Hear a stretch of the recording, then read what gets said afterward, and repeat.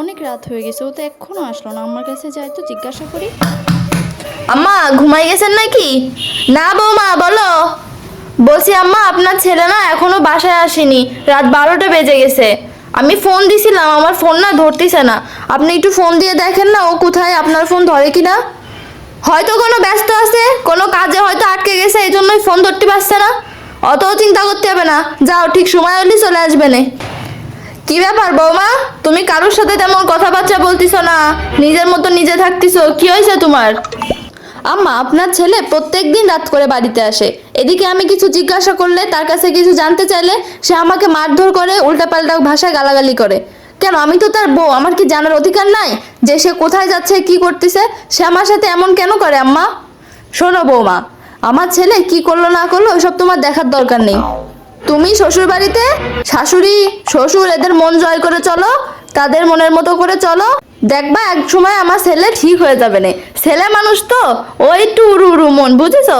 এই জন্যই এরকম করতেছে, সময় হোক সব ঠিক হয়ে যাবে না। কি ব্যাপার বৌমা, তুমি এই যে এখানে এমন করে বসে আছো, দেখলাম একটু আগে আমার ছেলের সাথে ঝগড়া করলে। কি হয়েছে? তুমি এভাবে বসে থাকলে বাড়ির আর কাজগুলো করবে কিরা? ওই রান্না বান্না রয়েছে, দুপুর হয়ে গেছে, রান্না বান্না করা লাগবে না? তোমাকে না বলেছি আমার ছেলে যা মন চায় সে তাই করবে, তারে কিছু বলবা না তুমি?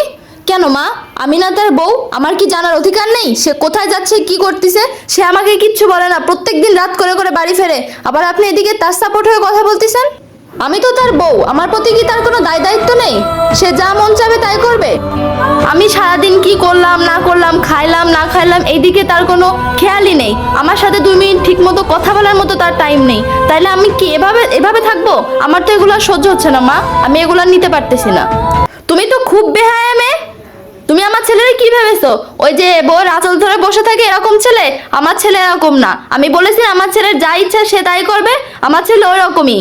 শোনো বৌমা, তোমার যদি এই বাড়িতে থাকতে হয় তাহলে শ্বশুর শাশুড়ির মন জোগাই তোমার চলতে হবে, বুঝতে পারিছো?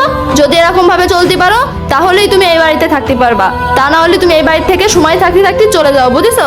এই বাড়িতে তা না হলে তোমার থাকার দরকার নেই। আমার ছেলে এরকম বউয়ের আঁচল ধরে ঘুরতে পারবে না।